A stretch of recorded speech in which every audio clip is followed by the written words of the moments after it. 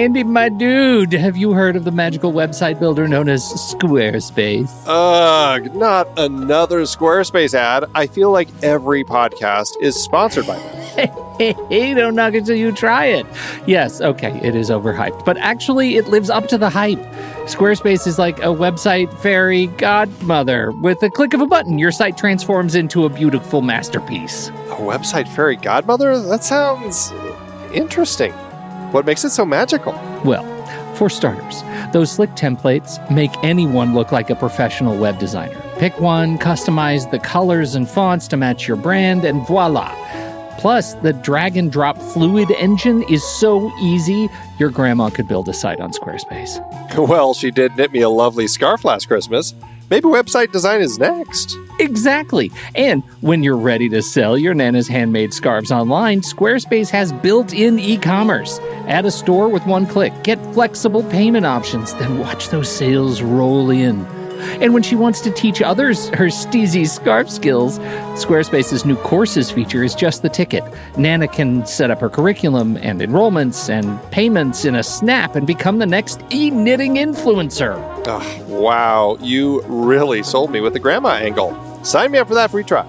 Just go to thenextreel.com/Squarespace and transform your site into a beautiful Squarespace masterpiece. Well, thanks, Pete. Even though it's overhyped, Squarespace actually sounds perfect for Nana's site's needs. Appreciate the warning on the ads, though. I'll brace myself next time I listen to a podcast. Anytime. Let me know if you need any help getting that site up and running.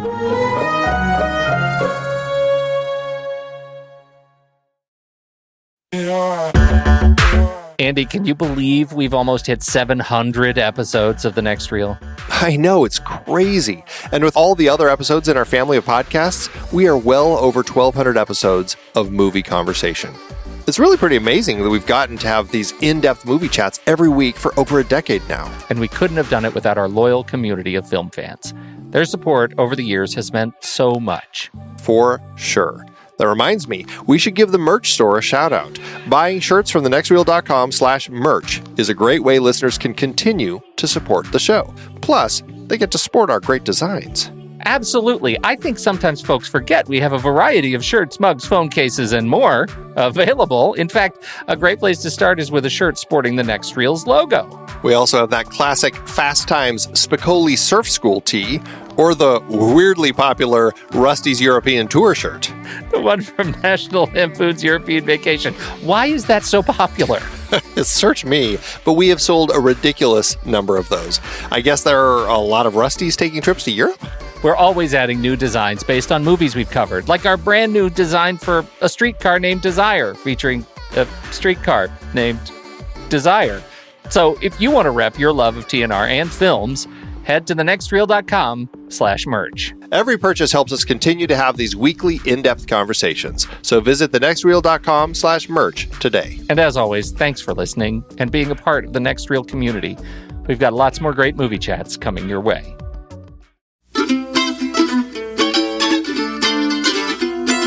This is The Next Reel, everybody. I'm Pete Wright, and that there is Andy Nelson. Hey, hey, hey. And we spoil movies. Tonight on the show, The King is Dead, Long Live the King. It's World War III in Rocky IV. Today, the Soviet Union has officially entered professional boxing. This is not just an exhibition fight. Look, this is us against them. He would like to compete against anyone who is qualified. Drago is the most perfectly trained athlete ever. Whatever he hits, he destroys. So, Andy, I think it's fair to say, and I just want to get this out before we get into the movie. I want you to know that I recognize we have hit what you might call a low point in the series. Is that what this is? I was I don't know if I like your tone yet. Or if you can read my tone. Yeah, no, this is right. I was surprised because my memory of this movie is much better than my experience with it this time. But I have to say, I watched it with my son, and he was on the edge of his seat with this movie, which is exactly how I remember being when I saw it. Now that that's out, how did you like Rocky IV? So, okay, well, my first note that I was going to throw your way, I guess I'm glad to hear you say that, because at the beginning of all of this series, or I should say at the end of Rocky, when we were discussing that, you said that it's one of your favorites, but it's not your favorite of the whole franchise. And after watching this, I'm like, please don't let me hear him say that Rocky IV is his favorite. It's Rocky IV. This was the best. I was really worried. I should have opened with that. Oh, I should have carried that longer. Regret. The other thing that I wanted to say. Well, I have a question for you. Yeah. Is this the only Rocky film that is going to have a robot in it, or will we see this robot pop up again? The robot was not a great choice. I have a point. I'm just wondering. Or do you remember? I honestly don't remember, but I don't think, even at the time, I don't think the robot went over very well. But I will say robots were the jam back then. And in fact, my dad, who had a great job in journalism at this time in our history, actually he bought a robot named Norton that was sort of a cross between the robot that we see, Sexy Polly's robot, and this, and like R2-D2. And he was hired to go to trade shows and stand in the corner and run this robot that had a little voice thing. He could talk into a microphone and it would come out the robot. He would stand behind a curtain and like sell boats at trade shows. So robots were huge at this time, like robots that weren't really robots. They were just like giant remote control things. And this is a big deal. So I don't think we should bag on the robot too much. And there's a reason it's in here, and I appreciate the reason, if not the story point. So here's my brief story. I don't know when this was. I would say maybe college or post-college. I was flipping around on TV trying to find something to watch, and I came across a Rocky movie. And by this point, I had seen the first Rocky movie, which I liked. And I came upon a Rocky movie. It had Sylvester Stallone and a robot. And I saw this, and I only watched it for about 30 seconds. And I said to myself, wow, that series really fell off a cliff. And I never went back. And this moment, unless it's in Rocky V and there's contention for which film I actually saw, this is perhaps the reason why I never bothered coming back to the Rocky franchise. At this point, Andy, all bets are off. Well, but I will say, as awful as the robot was in this film, it didn't sour my overall taste for the film, which isn't a great movie, but it was still an entertaining ride. I'm so relieved to hear that, because there are some things. I told you I was an apologist. I came out hard a little bit against the movie, mostly to set myself up because of that whole 2001 thing that we had a problem with. And I don't want to be that guy again. I've got enough. I got enough. I'm just saying I recognize where this movie is, and I'm still an apologist for the final fight. It's not a terribly well-written movie. I think Stallone's portrayal of Rocky has completely come off the rails. He's just not the same character. Look at him side by side with the original Rocky, and he's not the same guy.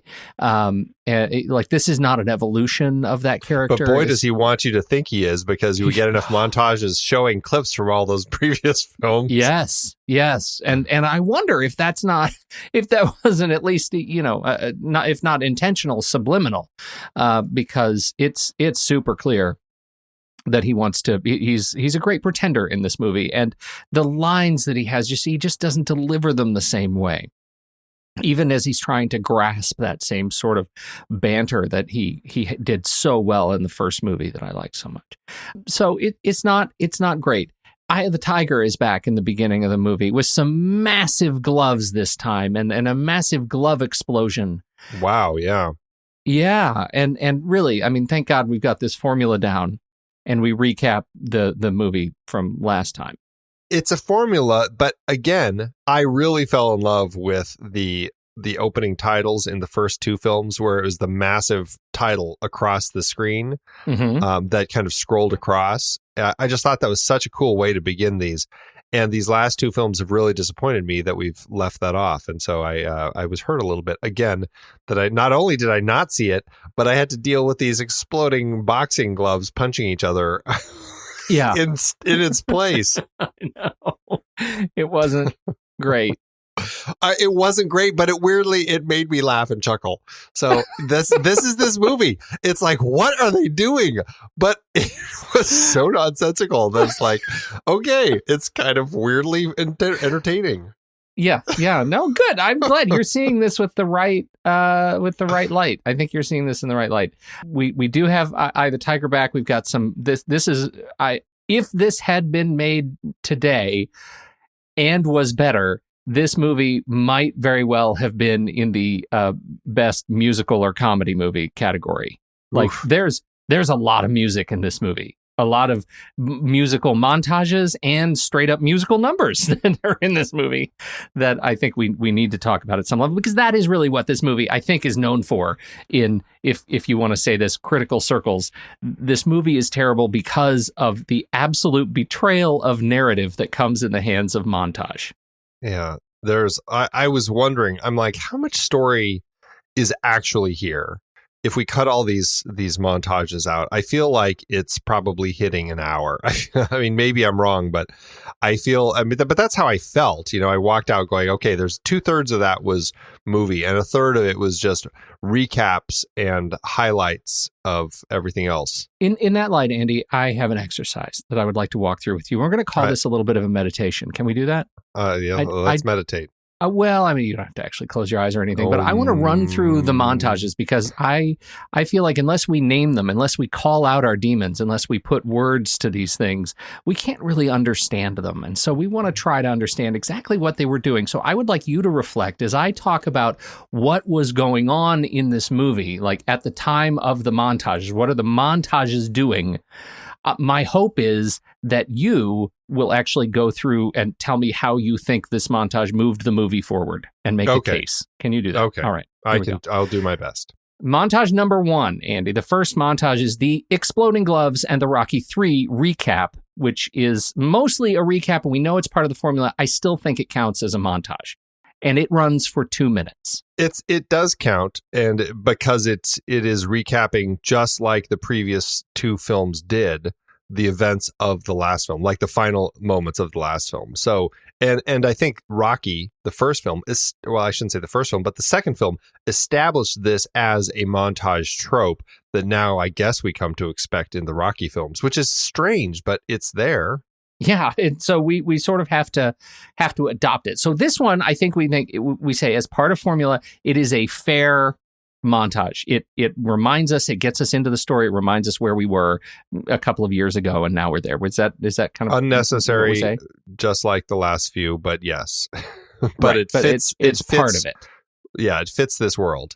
The next montage is not actually a montage. It is, in fact, one of the extended musical numbers. This is Apollo Creed and James Brown, while they're demonstrating for us that they are, in fact, living in America.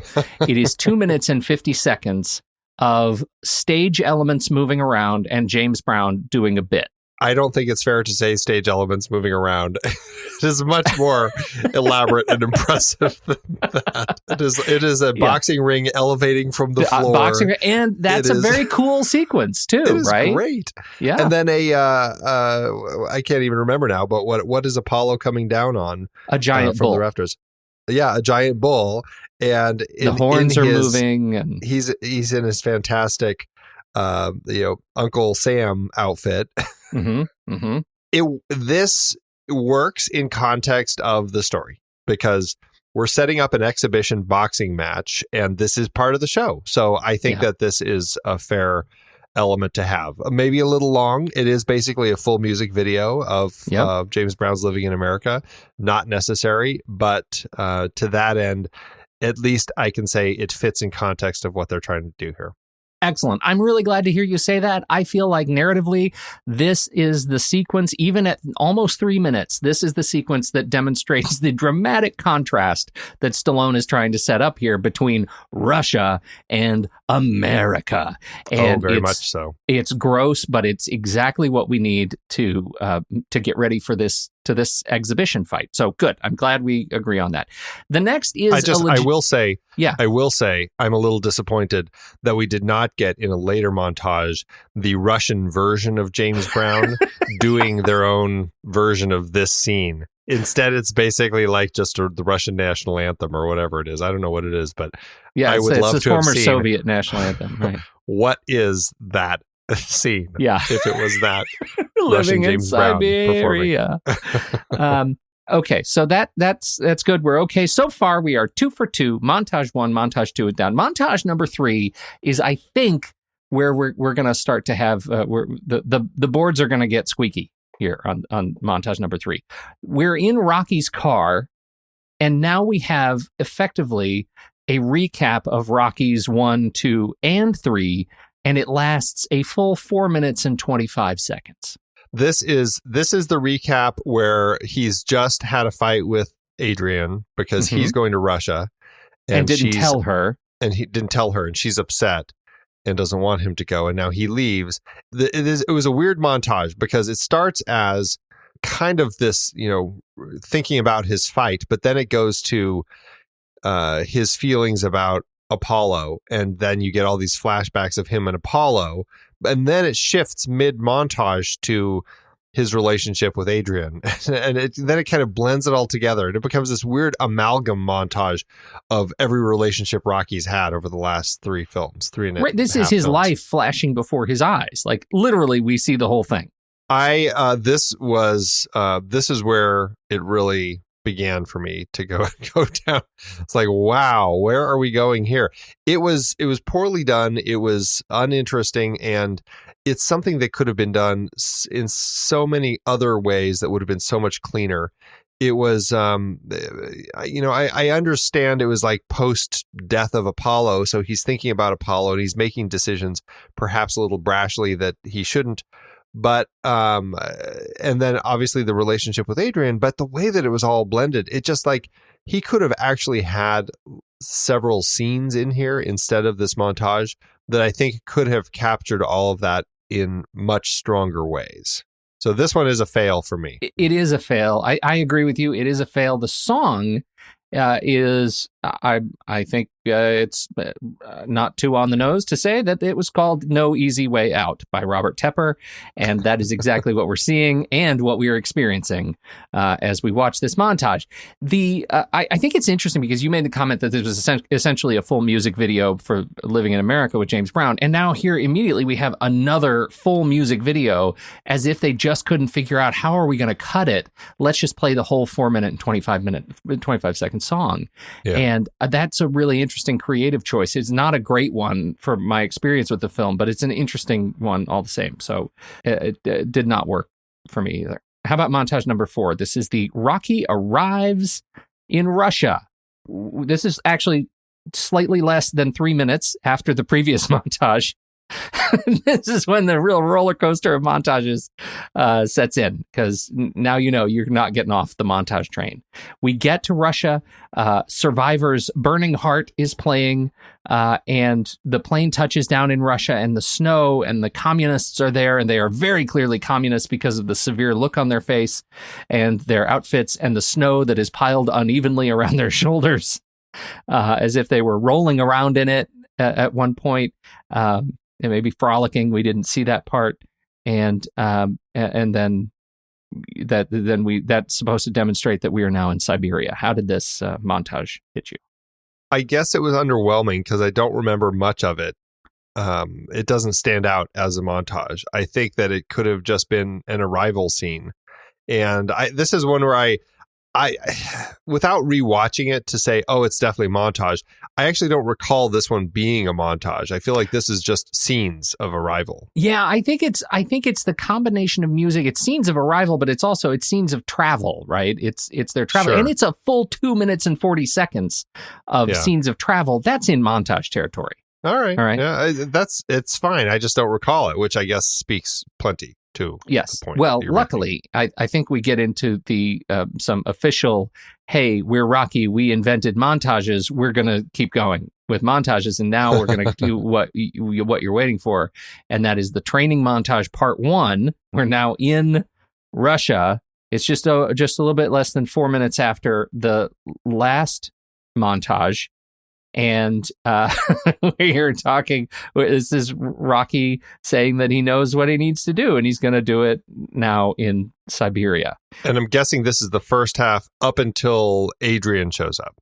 Yes, that's exactly right. That's exactly right. So Okay. part 1 is up until Adrian arrives. I can't remember other than it starts with him running. Yes, and then there's some oxen stuff. He tries to pick up the... He helps a guy whose horse is stuck in Yes. in a snowbank. Dig his horse out. Yeah, because these are the people, these natives to Siberia are people who weren't prepared to get themselves out of snowbanks. This one, I mean, it's a training montage. Now we're getting into territory where it's stuff we've seen in the previous films. And so to that end, it works. It's part of the Rocky world, seeing these training montages. I just wonder, if this training montage, what he's training with, he's cutting down trees with an axe, right? He's carrying logs on his shoulders. And how well did you see those exercises as the sort of Karate Kid wax on, wax off? Did you see the notable tree chopping swings when he finally gets into the ring in the big fight later? How well did he see? Was he actually training for a fight or was he training for the end of days? Well, and that was my question. I'm like, why is this how he has to train? One, why come to Russia to train? Why not just train in the US and then fly to Russia for the fight? I felt like that sped by really quickly. I never really understood that. I'm like, what? Why are we spending all this time in Russia now? And then 2, why train this way in the first place? Like you said, we're not seeing these axe chopping moves in his fight later. It just looks like another boxing match. I really wanted Duke to be in the corner yelling, chop the tree, Rock. That's what I needed. Yeah, because I felt like Rocky 3, when Apollo is training him, I felt like I'm seeing these steps that Apollo taught him and just kind of the fast foot moves and everything. I can see how he incorporated that into everything. But by the time we're in this, I'm like, I don't know what he's doing. What is he gaining from this? It's I was trying to figure what they're saying. Okay, the Russians, clearly, I think what they were saying was very much something of the 80s, this whole mentality of what the Russians were versus the US. And I think that it was this prototypical example of who each side was and how the Russians were so cold and almost like robotic and everything. And the Americans, I don't know, were more grounded and we speak for the trees. I'm not exactly sure. It's definitely not true, but No. still. He's non-technological, and I think there's something about that was less maybe a comment on who Rocky was, but more a comment on the Russians being kind of this robotic, evil presence. Well, and I think that's exactly right, especially at the time, I mean, that's what we're trying to set up is, this is straight up Cold War storytelling. For me, that's the only logical reason that he decided that Rocky had to train this way. It seems super silly to me because it seems like they have to come up with so much more work in order to actually make it happen. Okay, well, now we got to put all these rocks in this net so that then you can finally be in a place where you're actually lifting it to do your strength training. He's got a lot of work to do because he's building a gym and then he's going to train in it. And you'll notice he's training in the outside beautiful lush green of Russia while the Russians are using science and they're training in only red rooms because communism, I guess. What do they it's like they're training in dark rooms. All they do is train in a dark room. I found that fantastic. Well, I guess we find out from this film, this is why the modern mentality is science is bad, apparently. Yeah, right. Everything goes back to the streets, as we'll find out coming soon. Now, so we're talking about montage 5. If you're keeping score, this montage was 3 minutes and 40 seconds. It was only 3 minutes after the last montage, and now we're moving into, as Andy said, Adrian shows up, and there is an "I missed you" thing. Scene that is only 75.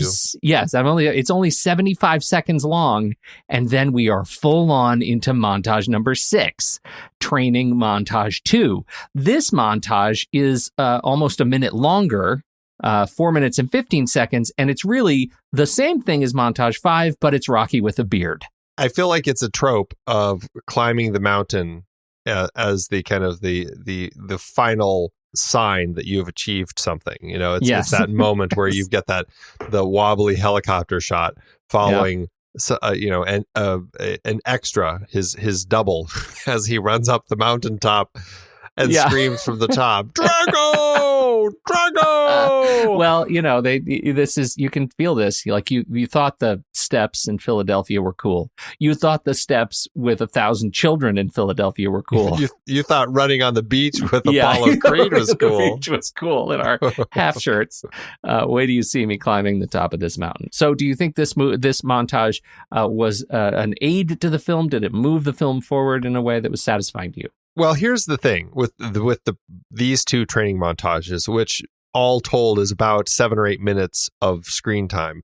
They're great. Like, I appreciate the montages in Rocky films. The training montage is necessary.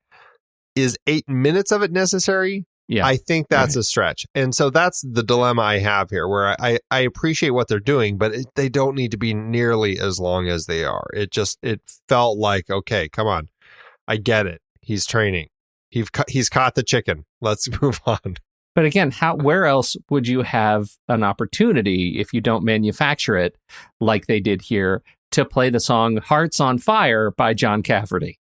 Hearts on fire, while we're actually seeing Rocky's metaphorical heart on fire. Yeah. It was made for the screen, Andy. It was made for the screen. The next montage, and I say next and not final intentionally, the next montage is actually montage 7, and that is something we've gotten used to over the last 3 movies, the World War III montage. This is the big fight montage. So we start out with a little bit in the fight, and then we montage our way to the final round, whatever that final scene sequence is going to look like. Very much become a Rocky expectation, I suppose. Absolutely. What did you think of this montage? It fits. I mean, this one I didn't have any problem with it because it felt like the climactic battle, the climactic fight in a Rocky film. I think so too, and I actually really like how they actually showed some change in Drago's character over the course of this as he actually transitions from being a ward of the state, right, a tool of the Soviet Union, to being his own man, mano a mano in the ring in Russia. And he picks up the guy. I don't know how he has a grip in his glove to be able to pick up a guy by his neck, his trainer by his neck. I feel like that was a bit of a reach, but otherwise I really like that. He learns very quickly that this man is iron. And that's when we see that Rocky, his defining characteristic as a boxer is that he can take a hit.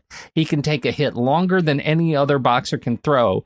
And that's what allows him to stand upright until the very end. And we get to see that in spades, and it's very exciting, and it's edge of your seat kind of fighting. We get a lot more slow motions in this montage. It's a lot of spit and blood. Slow motions, freeze frames too. Yeah. It's all good stuff. It's all good. I feel like this is a highlight montage that I like. All right. Okay. And is that the last one? Oh, you said it wasn't the last one. I'm on the fence about this one. What I'm calling montage number 8 is Victory and the Rocky IV recap montage. Which is an interesting strategy because we had a recap of Rocky 3 in the beginning, and now we're going to go ahead and just start recapping Rocky 4 in the end credits after we've just seen it. This is a new addition to the Rocky formula that we haven't experienced before, where we just get freeze frames and things from the movie we just saw, and it's 4 minutes and 45 seconds. What do you think of the closing credits?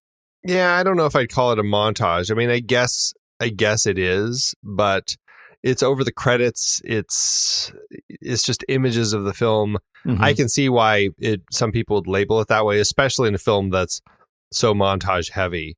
But I don't know. I guess I wouldn't fight for this one being a montage. And to that end, I guess I don't have a problem with it because it's just closing credits imagery. Either way, so let's just say we take the total running time of the movie, including the 4 minutes and 45 seconds of credits, at 91 minutes and 20 seconds, and the total montage time, if you add all those up, including that final montage, of 29 minutes and 10 seconds. Like, that is egregious use of montage, and you were exactly right. It's it's over 30%, almost 32% of the movie is straight up musical montage. I totally did not think that was the case. I just felt like it was the case. I'm surprised that I actually was right. I have to give credit to Steve McCutcheon, who wrote a fantastic blog post with time code back in 2009 that I found, and it is extremely well detailed. I'll put the link in the show notes, and he has some funny commentary too on each of these montages. And so I've adapted his work, but want to give him full credit because it's a great, very extensive blog post on these montages. That's cool. There you go. So now we've gone through the montages. Overall, your sense of use of montage to move the movie forward. And I'm going to add to this, has Rocky IV inspired you to use more montages in your own projects? I don't think so. If anything, it's good. It's one of those things where it's like too much of a good thing. You know, you have some great uses of montage in the previous films. And by this point, Sylvester Stallone, he's been directing enough of these where you feel like, okay, he should have a better handle on this than he does. But for whatever reason, as the star writer, director, producer, I mean, multiple hat-wearing person involved in this franchise, who's really kind of the foundation of this franchise. I don't know. I feel like he's almost writing the Rocky films for a younger mindset, because I can see how younger impressionable kids, like when you were a kid or your son now, were watching this. It is a really engrossing story, and you can totally ride along with all the silliness and the characters who by this point have left very much behind the characters they were in the original film from 9 years previously, that were really interesting characters in a 70s film that were very exciting and interesting to kind of follow.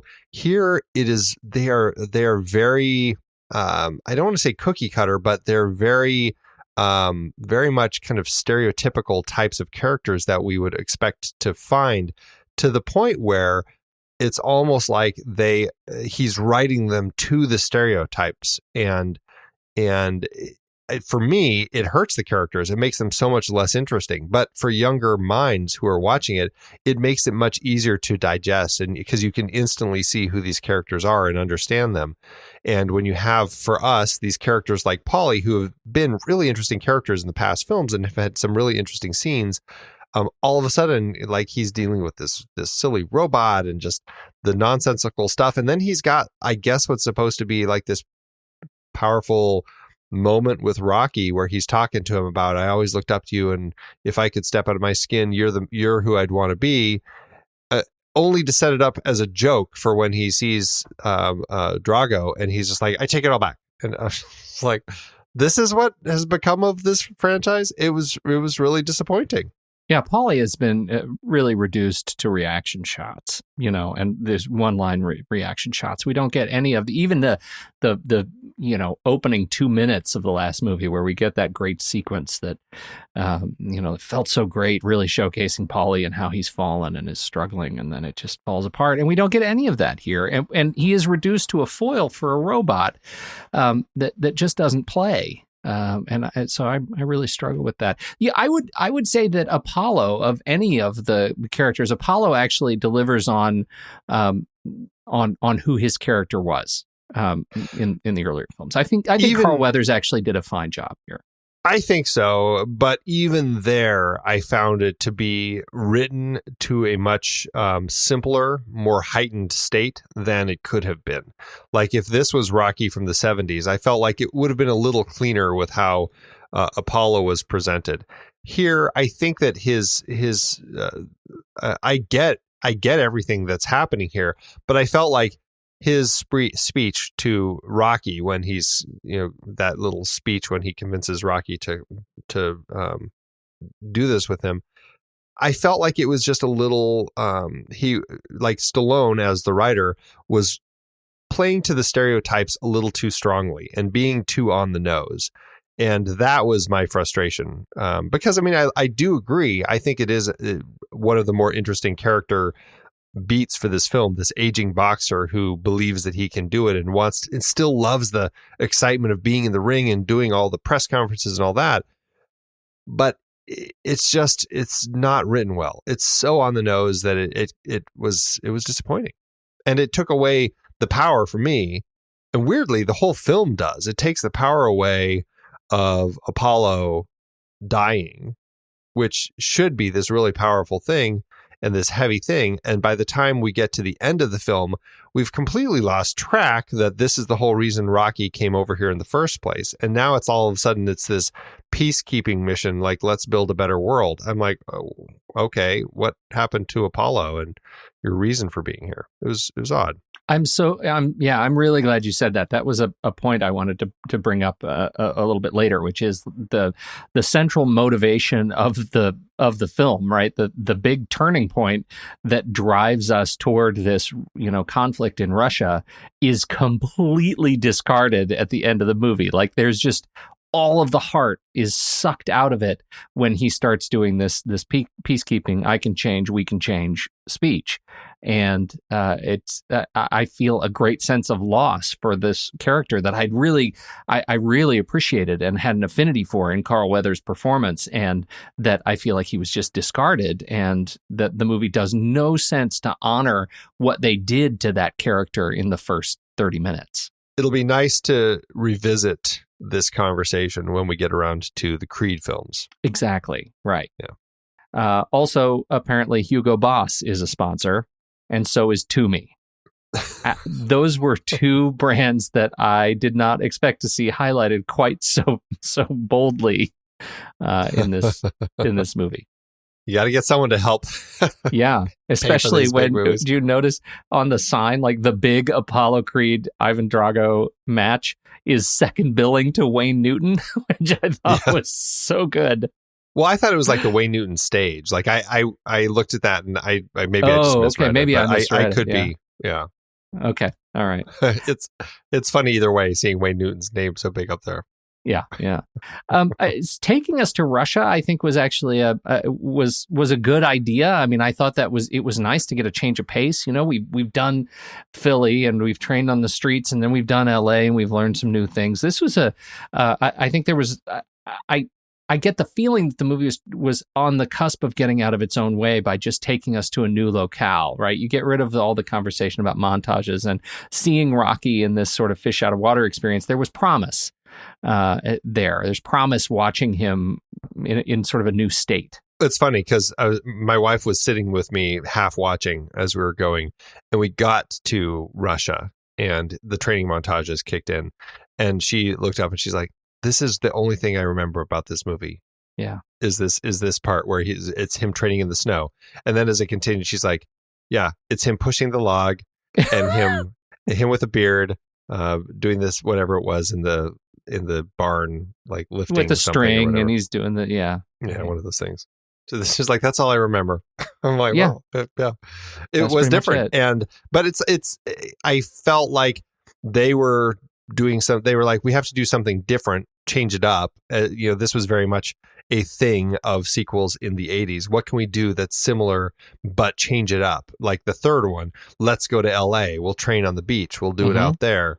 Now it's like, let's go to the snow. We're going to train in the snow and yeah, it's a change of pace. And if it fits the formula, a formula that's worked, and you get a little bit of a feeling that Stallone at this point in his career, after finishing up shooting First Blood, part 2, he comes out and he says, I think we can just go straight to the bank with this one. I think we can just throw in a bunch of clips from the first movies, and we're going to take Rocky and we're going to go to the bank. Yep. And that's going to be great.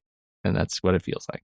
I was wondering if you could reflect on the parenting angle of this movie, Rocky IV as a lesson in parenting with Rocky Jr. at home with his buddies. He's completely destroyed Polly with whipped cream. Kid totally needed to be punished after that. Some sort of robot consequences. Riding around the robot and Rocky. What do you think of the angle of Rocky with his kid? I like that Rocky as a character is more than just this boxer. Like there are interesting elements to him. I like the sides we get of him with Adrian. I think there's a really interesting and tender relationship there. And I really enjoy that when it's being developed. I like seeing him as a father. I thought it was actually pretty interesting the way that played out. And some of these scenes between the two were kind of cute and everything. I guess I didn't have issues with it. I didn't think too much of it, but the only thing that really stuck in my mind was, I would hate to be, and this is just my mentality. Not putting boxers down by any stretch of the imagination. But I personally would not want to be a boxer as a father because I would hate to. I feel like that would just put an odd mentality about just fighting and playground fights and stuff with my kid, and maybe that's the wrong mentality to be thinking about. But that's kind of where my head is with it. And granted, I think that he's doing a really good job, and he's kind of showing his kid that it's not necessarily about fighting. And I think they have some nice little conversations.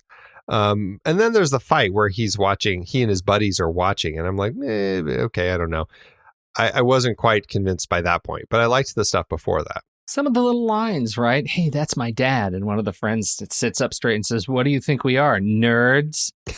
Yeah, those were the moments. Yeah, yes. Those are the troublesome moments. It was better father and son. I felt like there was not good sense of who these kids were when he was writing just for the kids to be interacting with each other.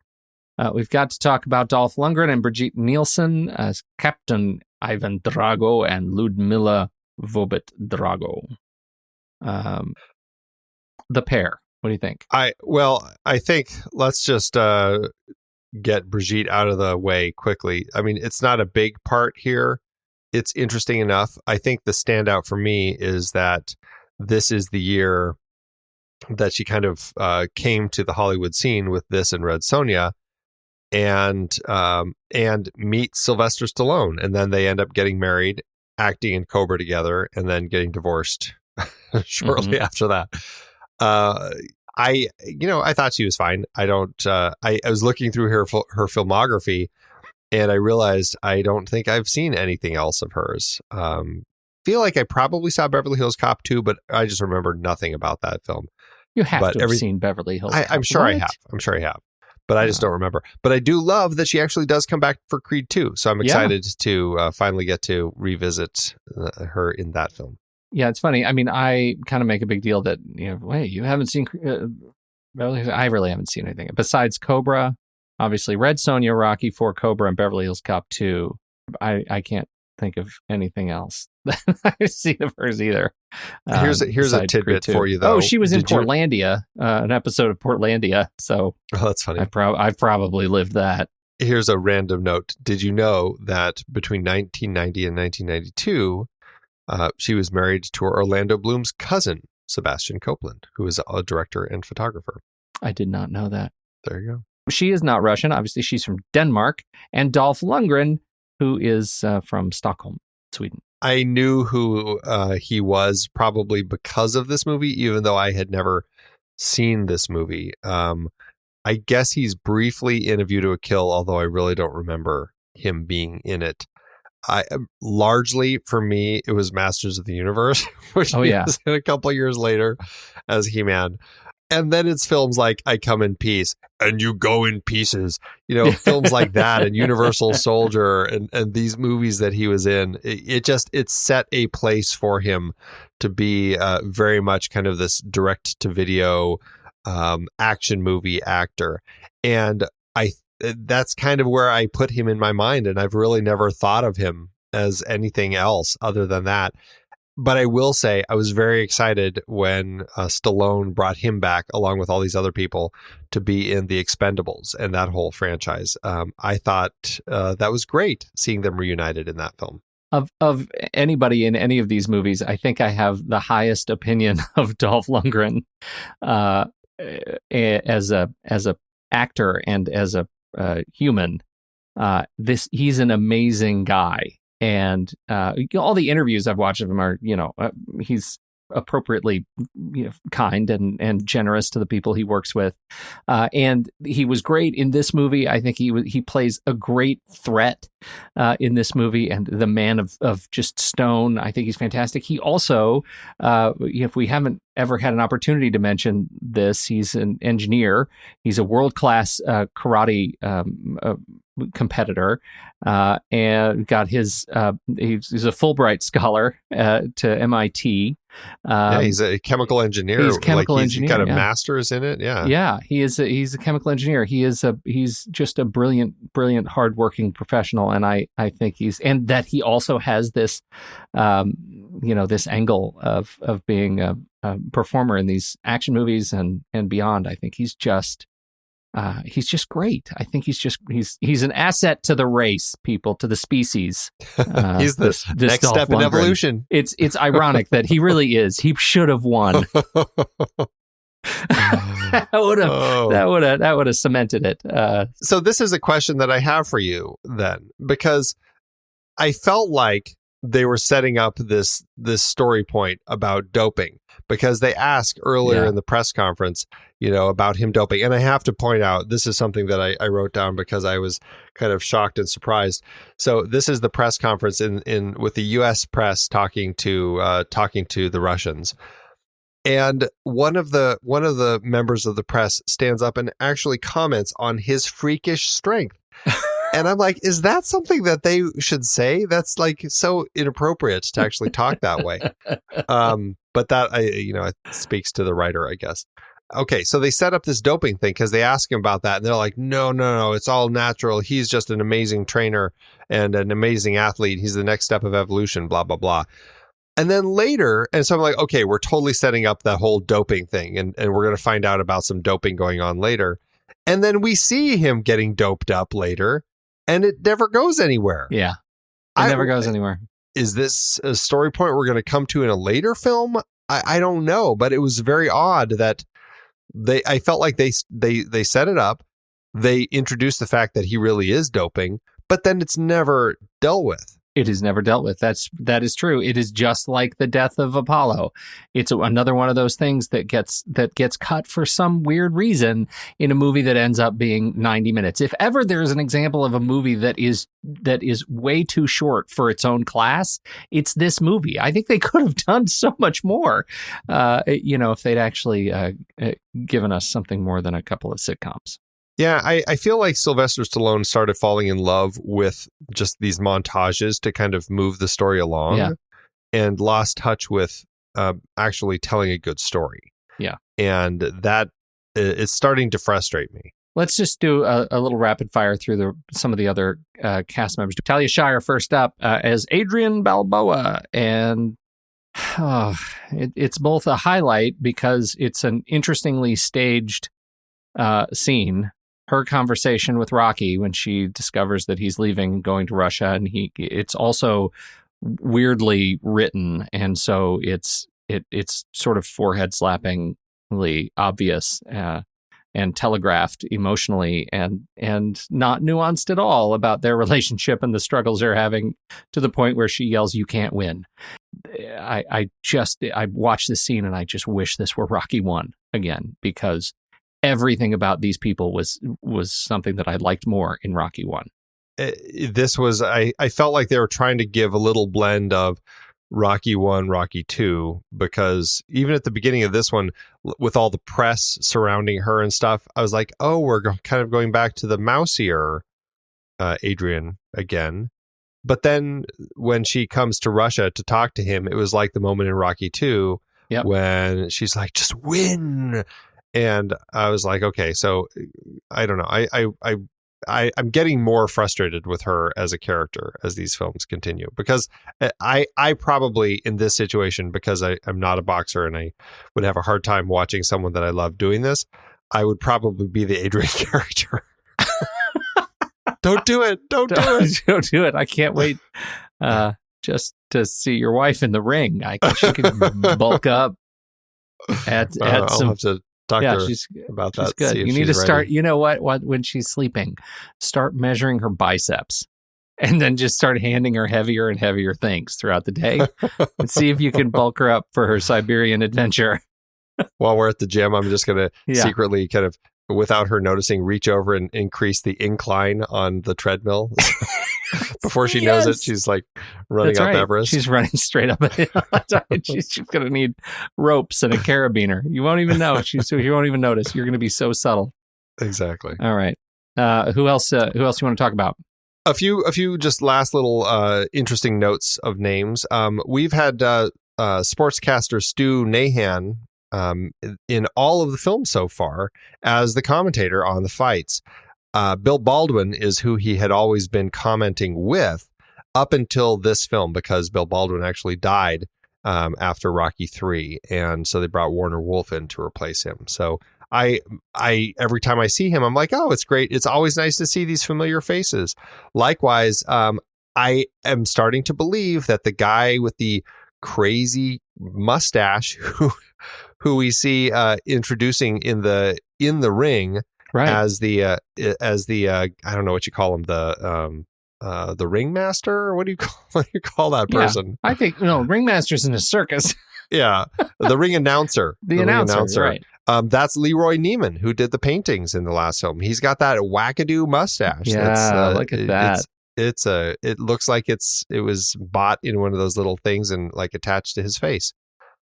That's the artist. Attached to his face. I love it. That's exactly. We also have back. This is Sylvia Meals back as Apollo's wife, Marianne. This is her second time after having appeared in Rocky II, and unfortunately, as I commented in that film or earlier, she ends up dying, unfortunately, before Creed rolls around. So she did not get to return to her part for that film, which was sad. Yeah. And then this is another odd note, or two last notes. The robot that Polly has, it was created by International Robotics, Inc., apparently might still be a member of the Screen Actors Guild. How does that happen? Wouldn't it be the CEO, or is this just a gimmick? Like, isn't Robert? I think wouldn't it's it a be gimmick. Robert Dornick? It's a gimmick. I think it's a total gimmick that the robot ended up getting in there. But it even toured with James Brown in the 80s, which I think is funny. But this robot, the whole point of this robot, the reason that it was written into the script is because Stallone's son, Sergio, who is autistic, he actually got one of these robots, and he used it to help treat his son. And because of that, felt a connection and wanted to include it, which I think is a really touching thing. But man, is it a terrible story choice. You know what I think would have made it better is there'd been more robots. You can actually get a robot if you're interested, because International Robotics actually still has a robust social robot rental angle, and you can get them at internationalrobotics.com, and they can dance, they can travel all over the world and speak any language. You can do the funky chicken with a robot, as they say on their website. So a lot of opportunity to improve your home and social life with a robot that looks exactly like this robot does in the movie. Still, but can you program it to talk sexy to you? Yeah, I imagine that you can. I imagine that you can. It's a special model. The last cast member I wanted to point out was David Lloyd Austin, who he plays the person who kind of looks like Gorbachev, sitting up in the Russian bleachers watching the match. And what I think is brilliant about this is he actually ended up playing Gorbachev in The Naked Gun, in which I love those moments in those films where Leslie Nielsen like wipes off his little birthmark. I knew it. So there you go. It became a thing for him. Camera, Bill Butler again, and wow, I wrote down, I do not see how his work does this material justice. This is what happens when you have a great DP who ends up with a director who just, I just feel like he other than getting some like dramatic shots of some of the characters with the lighting in the boxing rings and stuff, particularly Lundgren when he's got it's like the black, the tooth guard, the bite guard, whatever that thing's called. And he kind of opens his mouth and it just looks like, this skull face. It's cool. There was some nice lighting effects in those scenes, but you're right. Otherwise, I just feel like this is an example of a director who doesn't have a good sense of that visual storytelling style paired with a great DP who's just doesn't get to play the way he should. A little bit about locations. No, they didn't actually go to Russia to do this. As far as I could find, they ended up filming the Siberian farm in Jackson Hole. It struggled, as you could probably predict, with freezing temperatures, damage to equipment. They shot the final fight was in the Agrodome Arena in Vancouver, and Vancouver had a nice little bump. They brought in 10,000 local residents to fill the auditorium and mill about the place. I think the auditorium, I read, seats 6,000. So it didn't look that big to me. It actually felt small and stagey. I'm not sure. So they brought 10,000 into a stadium that fits 6,000? No, it was 10,000 Vancouver residents to fill the stadium and mill about outside and around and wherever they needed. But we them. never see it outside. I know, it's very strange, but apparently they just left 4,000 people in the cold. 4,000 people were outside. You mill about. We're going to film inside. We got this boxing match to film. That's right. Seems fair. The Apollo Drago fight was in the Ziegfeld room at the MGM Grand. And the Balboa's, finally, if you're location hunting, the Balboa's home was in Hancock Park in Los Angeles, 56 Fremont Place in LA. This same house has been used in Charlie's Angels and Weeds and The Artist and other places since then. It was originally owned by Mary Pickford. Well, that's a cool little bit of Hollywood history. Yeah. Well, I've got some interesting fight information for you. That's what I want to hear. Stallone said that when he and Lundgren first are kicking off their fight, that he wanted to capture a very realistic fight. And so he and Lundgren agreed that they would actually do some legitimate boxing. And but this is what happens when you do this. And again, when I'm watching, it all looks real. So I can't tell what's actual real boxing and what's fake boxing, apparently. But Lundgren actually punched Stallone in the chest so hard that it knocked his heart into his breastbone, and it caused his heart to swell. And he had trouble breathing. He had his blood pressure shot up. He had to fly from the set to Santa Monica and to go into intensive care. And I guess that's why you don't do things like that when you're making boxing films. Why you actually do set it up to do fake boxing. Well, let's remember what we said of Lundgren. He's first of all, a giant, and he's a world-class karate competitor. Like, he fights people for fun. Well, I feel like he almost embodies the character. Well, and this is another thing. Okay, so Stallone, so apparently in the scene where Apollo is fighting Drago in the exhibition match, there's a point where Dolph Lundgren, he picks up Carl Weathers and he tosses him across the ring. Mm-hmm. Well, apparently he really did this, and Carl Weathers got so mad, he stormed off of the set. He said, "I'm calling my agent. I'm quitting. I'm done with this thing." And that was it. And Stallone actually had to bring the guys together and get them to talk and kind of reconcile the whole thing. But it stopped work for 4 days before Carl Weathers finally was willing to come back, and he had to agree. Lundgren had to agree to not be so aggressive. I think it speaks to him as a young actor in a very physical field who didn't necessarily understand the difference between acting and boxing. Right. So and Weathers is the elder statesman in this thing. He's very much right. Feels like they're actual characters. Yeah. Fascinating. And then the last note I have is they actually used real sound effects from real punches in the film. They used a lot of real, just new training methods, a lot of special effects. People say like the sports equipment that they used, that some of this stuff was experimental at the point in the film, and it ended up being like 20 years before the public had actually caught up with this. That's how far they had kind of I don't know if they were guessing with it or kind of putting some experimental equipment to use, but it's amazing that they were so far ahead of the curve with kind of the equipment that Drago was training with. And just a last note, in 2012, Michael Phelps and Ryan Lochte, two of the U.S. Olympic swimmers, they said that this film's training sequences inspired them to actually go rent a cabin similar to how Rocky does. And I guess they went up away from the things of man and trained out in the wilderness. I was particularly moved by some of that science and in particular, the watching Drago punch the red mat and register the pounds per square inch the force.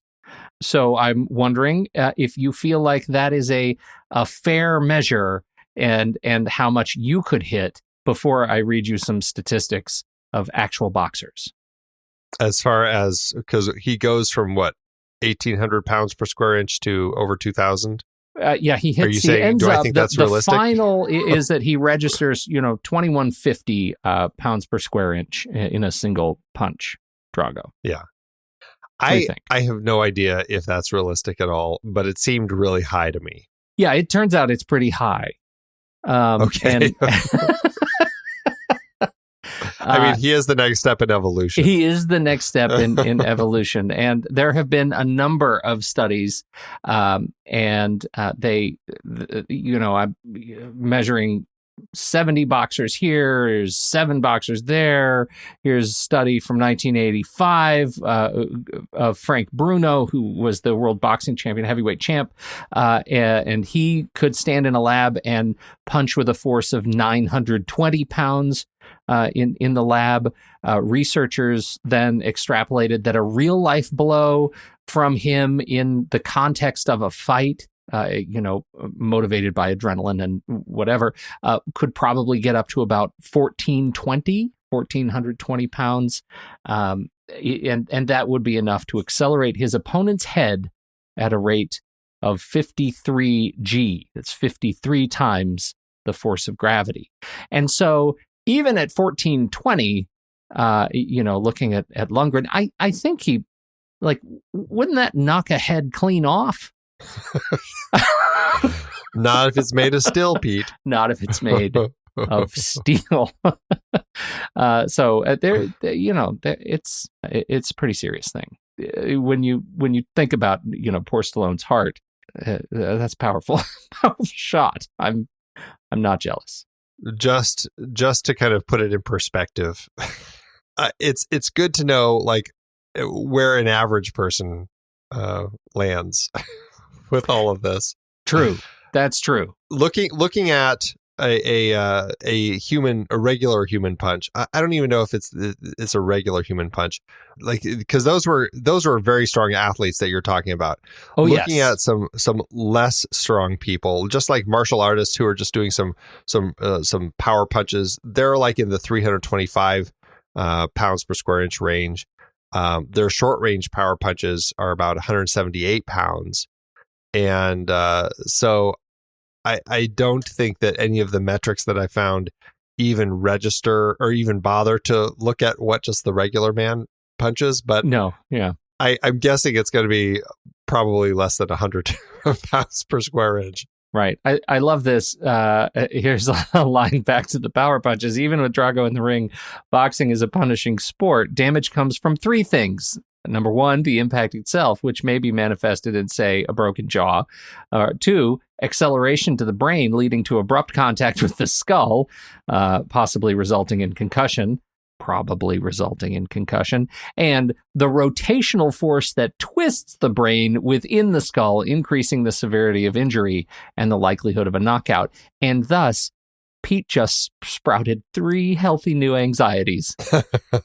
We're back to music, Andy. Vince DiCola and so many songs. Vince DiCola stepped in to Rocky IV because Bill Conti was so busy with Karate Kid and Karate Kid 2 that he couldn't handle the pressure, and so Vince DiCola stepped in, and that was one of the first things I noticed. And one of my first notes was, "Wow, this music sucks. It is so bad."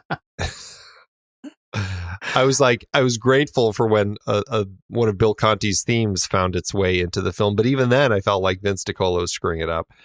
But that being said, the film is full of music, as we've already discussed. It had a very popular soundtrack with tons of songs.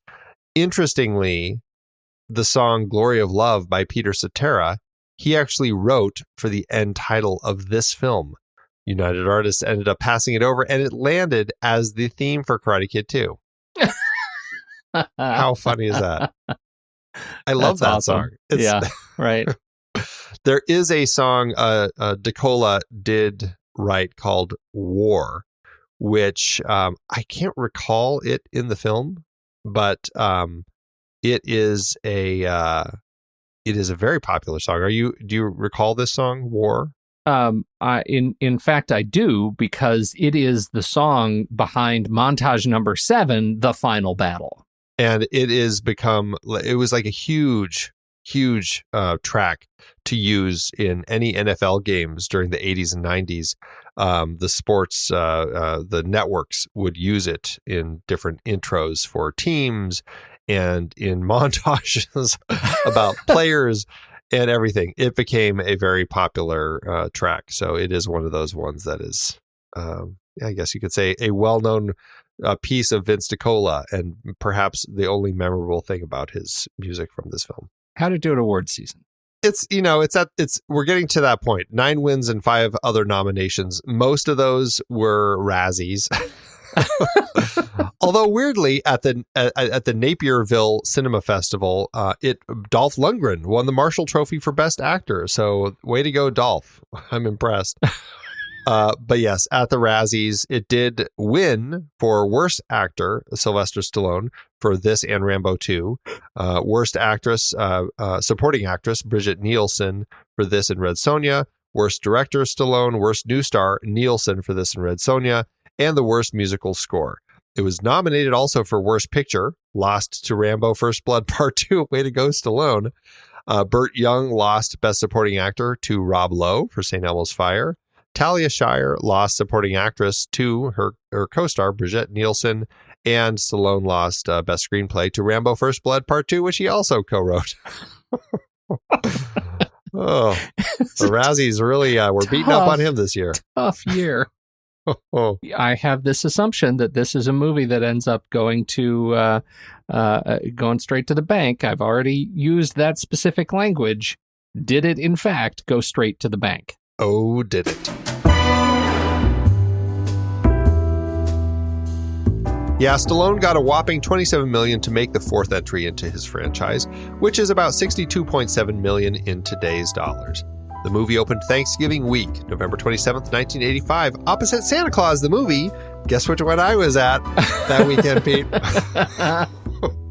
And it easily took the number 1 spot for the 5-day holiday weekend, which it held for 6 straight weeks. The story of Balboa against the evil Russian obviously hit a chord with mid-80s Americans, as it went on to make $127.8 million domestically. And it did well overseas too, earning $172.6 million, giving it a grand adjusted total gross of $673 million. That means this film had a higher gross than any of its predecessors, and actually was the highest grossing sports film for 24 years until The Blind Side beat it out, not taking inflation into account.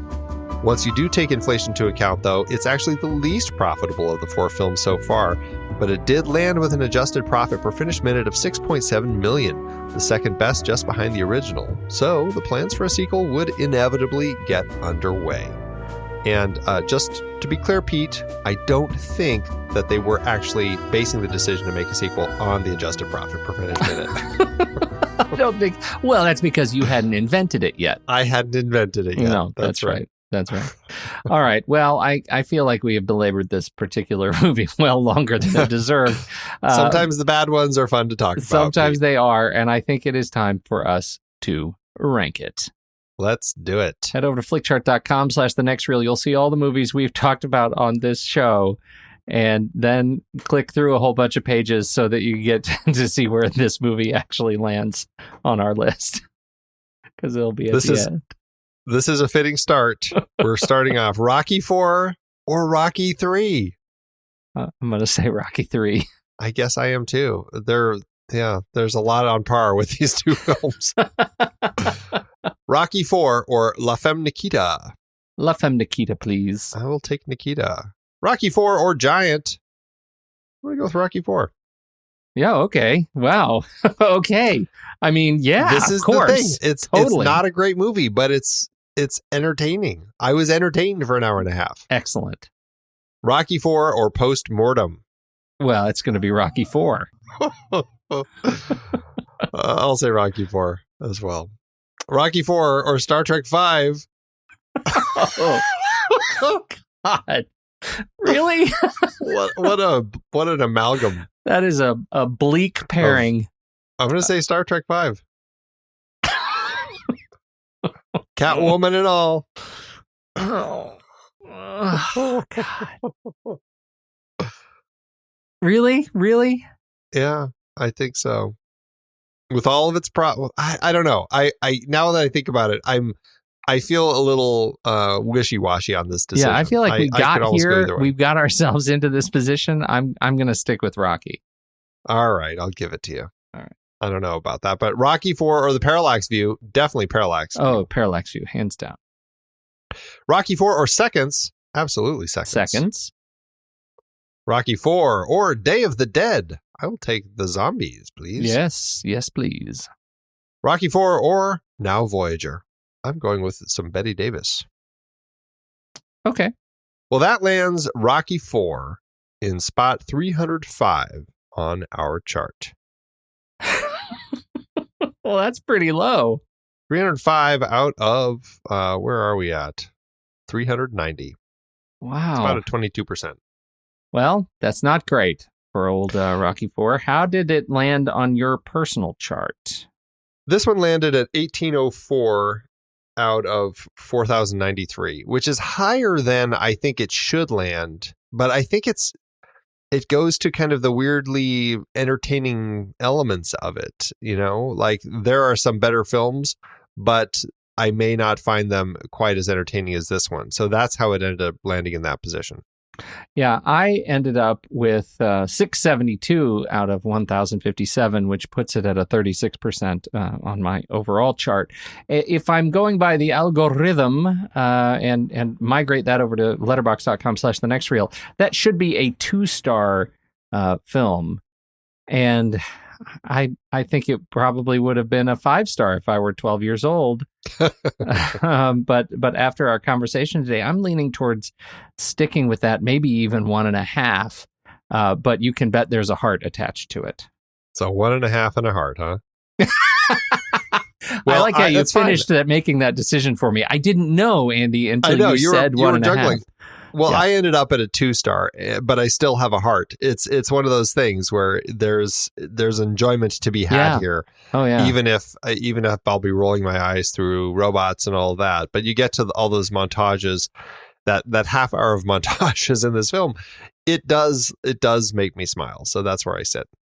All right. Well, you know what? I'm gonna go with you. I'm gonna go with 2 stars because I don't think I feel comfortable having brought this whole series to the show and actually rating any of these movies lower than you.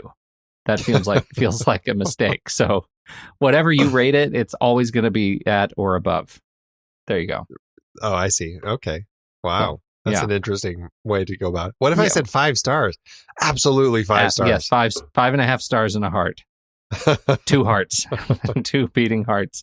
All right. Well, that that cleans us up with the Rocky IV. We're clean with Rocky IV. We can move on. Where, Andy, where do we go from here? What do you know about the next Rocky movie? Well, it's Rocky V. It's 5 years later. We're returning to John G. Avildsen as director after the original Rocky film.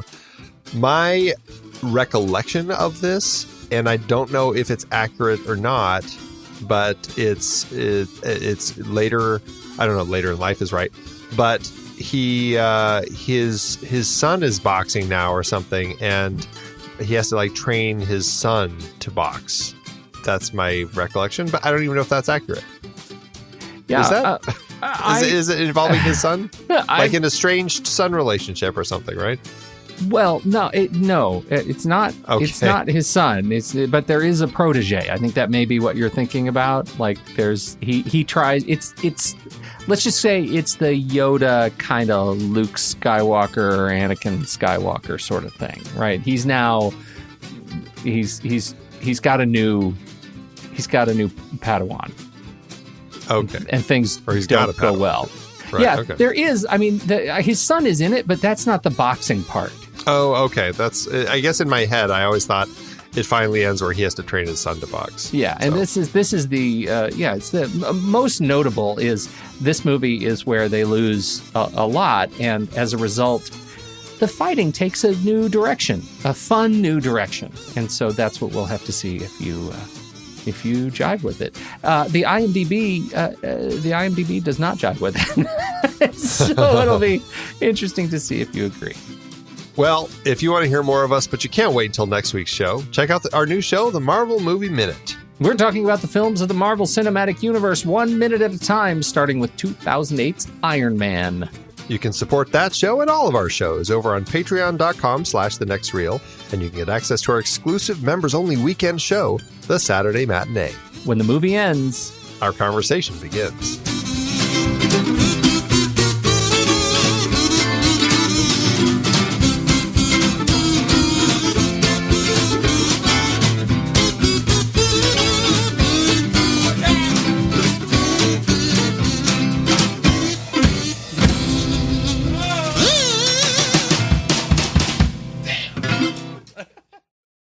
The kids have spoken, Andy. Oh, they have. Yes, indeed. Thanks to the kids at commonsensemedia.org who have gone in and they have reviewed Rocky IV, and they have something to say. Now, I have gone with a high star rating.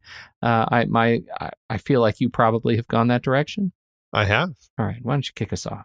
I've got a 14-year-old, Sam Fan 4, who says this movie is for ages 9 and up and rated it 5 stars out of 5 and says, hearts on fire. This movie is most likely the best Rocky movie there is. I watch the fight scene at the end almost every day. There is no Rocky movie better. This title contains positive messages and positive role models. Wow. Well, Brian is 15 years old. He says this movie is rated for kids 12 and up. Gives it 5 stars. Best Rocky movie ever, period. In Rocky IV, the story is simple. Rocky Balboa, Sylvester Stallone, Rambo, he has been going through retirement process before Rocky IV. Then the Russians invade boxing, and Rocky's friend Apollo Creed, Carl Weathers' Predator, challenges the giant Russian Ivan Drago, Dolph Lundgren, to an exhibition fight. Ivan kills Creed in the ring, and Rocky challenges Drago to avenge Apollo's death. Filled with 80s music, montages, and one bloody fight at the end, Rocky IV proves to be the greatest. It's the first blood of the Rocky series. That is fantastic. Apparently, it also contains positive messages and positive role models. They agreed. They really did. They agreed. It's the first blood of the Rocky series. So what is the Rocky of the First Blood series? What is the Rocky of the first? That might be an excellent double feature. Would it be Rambo? It might be. It would be. Yeah, I think it might be. Now I feel like we're going to have to do the Rambo films as a series down the road, so we can answer that question. That's written in the stars, Andy. I'm sure it is. Thanks, kids. It is hard to believe that we have been having in-depth weekly conversations about movies since 2011. So many great movies, so many great conversations. But it's a lot of work. Producing this show week after week does require a lot behind the scenes. If you'd like to help support our efforts, one easy way is by using our Originals page when shopping for books and movies that we've covered.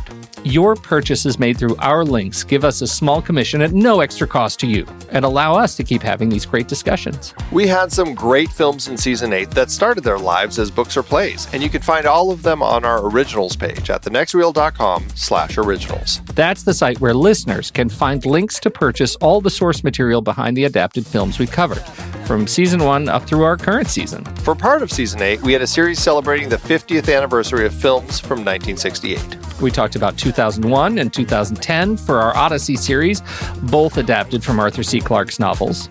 Man, the second one was so much better than the first, right? Don't you even get me started.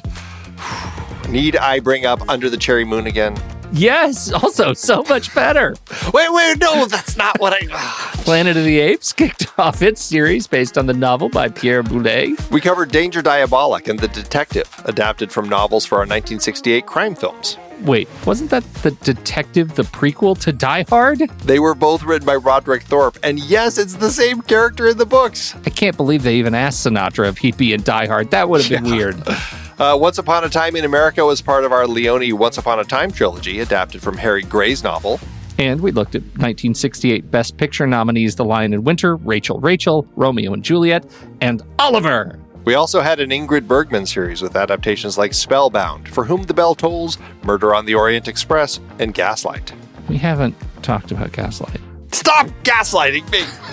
Dive deeper into these books and more adapted films at thenextreel.com/originals. Every purchase supports the podcast. Get the full list of adaptations that we've covered on all the Next Reel family of podcasts and start your next read today at thenextreel.com/originals.